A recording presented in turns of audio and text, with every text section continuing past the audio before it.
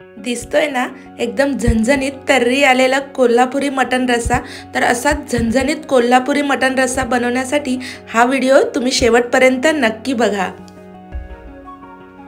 तर कोल्हापुरी मटण रस्सा बनवण्यासाठी लागणारे साहित्य मी तुम्हाला सांगते। इथे मी 1 किलो मटण घेतलेला आहे।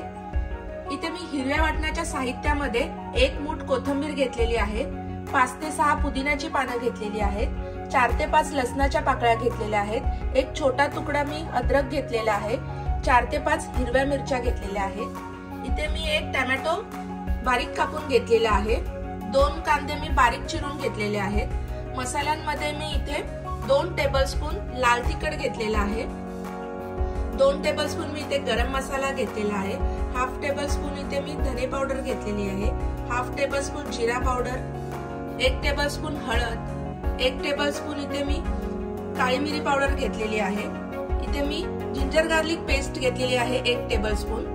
खडे मसाल्यांमध्ये इथे मी 3 चक्री फूल घेतलेला आहे, 1 मोठा दालचिनीचा तुकडा घेतलेला आहे, 1 जावित्री, 10 मी लवंग घेतलेले आहेत, तमालपत्र घेतलेले आहेत मी इथे 4, चवीनुसार मीठ।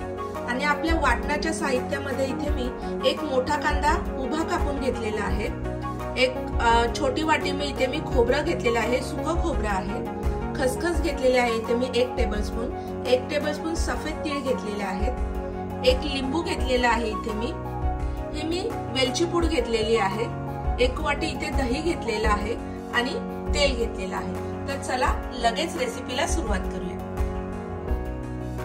तर सर्वप्रथम आपण आपला हिरवा मसाला आपण तयार करून घेऊया। तर आपण हे मिक्सर मध्ये थोडंसं पाणी वापरून बारीक वाटून घेणार आहोत। तर तुम्ही इथे बघू शकता मी एकदम फाईन अशी पेस्ट करून घेतलेली आहे हिरव्या मिरचीची।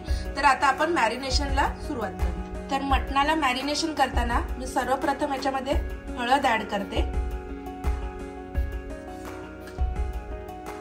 आता याच्यावर आपण हिरवी चटणीची पेस्ट केली होती ती सुद्धा मी ऍड करते,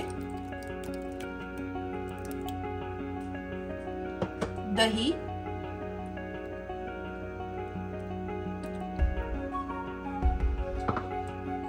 आणि लिंबू। लिंबाचा रस तुम्हाला पूर्ण 1 अख्खा लिंबू टाकायचा आहे की अर्धा टाकायचा ते तुम्ही तुमच्या आवडीनुसार ऍड करू शकता। तर मी याला मिक्स करून घेते। सगळ्या मटनच्या पीसेसला आपल्या मॅरिनेशन म्हणजे सगळा मसाला लागला पाहिजे, त्याच्यानुसार व्यवस्थित असं मिक्स करून घ्या।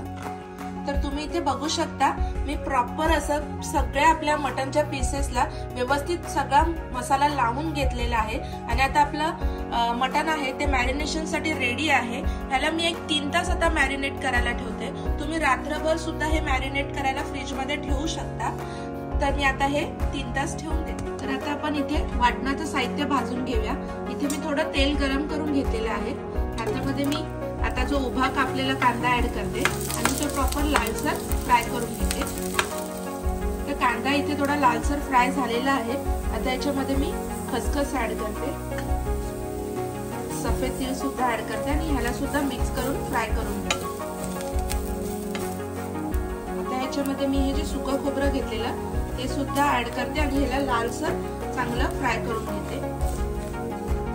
तर इथे आपलं वाटण भाजून रेडी झालेलं आहे। आता मी गॅस बंद करते आणि वाटण थोडं थंड झालं की याला मिक्सर मध्ये एकदम बारीक वाटून घेते। तर आता आपण इथे मटण करी करायला सुरुवात केली आहे। तर इथे मी भांड्यामध्ये तेल गरम करून घेतलेलं आहे। आता ह्याच्यामध्ये मी हे आपले खडे मसाले जे आहेत ते ऍड करते, तमालपत्र, चक्री फूल, दालचिनी, जावित्री आणि लवंग। आता हे आपण तेलामध्ये प्रॉपर फ्राय करून घेऊया। तर आपले खडे मसाले इथे फ्राय झाले आहेत तेलात। आता मी जिंजर गार्लिक पेस्ट ऍड करते ती सुद्धा। तर आता आपली जिंजर गार्लिक पेस्ट मस्त अशी तेलात फ्राय झालेली आहे। याच्यामध्ये मी कांदा ऍड करते। कांदा सुद्धा आपल्याला लालसर भाजून घ्यायचा आहे, अजिबात घाई करायची नाही, मस्त लालसर आपल्याला तो भाजून घ्यायचा आहे। तर इथे आपला कांदा लालसर असा फ्राय झालेला आहे। आता ह्याच्यामध्ये मी आपले मसाले ऍड करते। तर इथे मी हळद ऍड करते, धने पावडर, जिरा पावडर, काळी मिरी पावडर आणि लाल तिखट। याला चांगलं आपण तेल सुटेपर्यंत आपले मसाले मस्त असे परतवून घेऊया। आता ह्याच्यामध्ये मी टोमॅटो ऍड करते। टोमॅटोवर मी लगेच थोडं मीठ ऍड करते म्हणजे आपला टोमॅटो लवकर नरम। तुम्ही बघू शकता मित्रांनो, इथे आपली मस्त अशी ग्रेव्ही रेडी झालेली आहे आणि मस्त त्याला खूप छान असं तेल सुद्धा सुटलेलं आहे।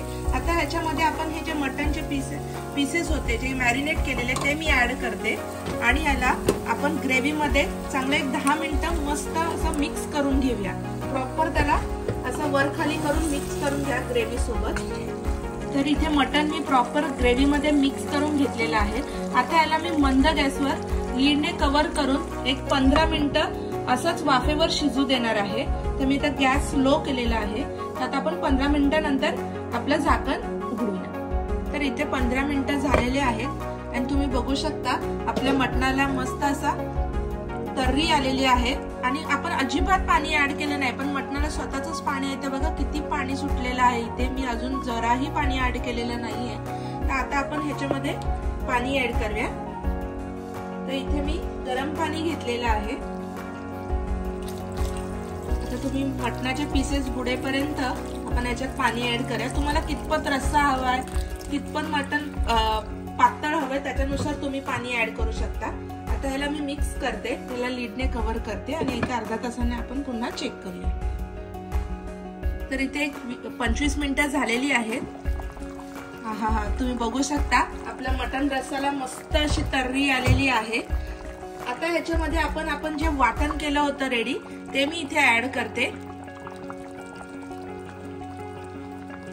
आपण वाटण प्रॉपर मिक्स करून घेऊया आणि लगेच मी ह्याच्यामध्ये आता आपला गरम मसाला ऍड करते।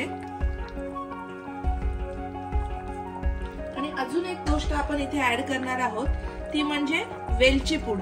तर वेलची पूडमुळे काय होतं, कोणाकोणाला मटण खाताना मटणाचा वास येतो, त्याच्यामुळे ते मटण खायला बघत नाही। जर तुम्ही वेलची पूड आणि लिंबाचा रस या दोन गोष्टी तुमच्या मटणामध्ये ऍड केला तर कोणीही मटण खाऊ शकतं, तुम्हाला अजिबात मटणाच्या रस्स्याचा मटणाचा वास येणार नाही। तर तुम्ही अशा पद्धतीने हा कोल्हापुरी मटण रस्सा नक्की ट्राय करा। तर मी याला मिक्स करून घेते आणि पुन्हा लीडने कव्हर करते आणि एक 15 मिनिटं पुन्हा आपल्या वाटणासोबत मटण शिजत ठेवते। तुम्ही बघू शकता मित्रांनो, आपलं अस्सल कोल्हापुरी मटण रस्सा इथे रेडी झालेला आहे। खूप परफेक्ट अशी याला तर्री आलेली आहे।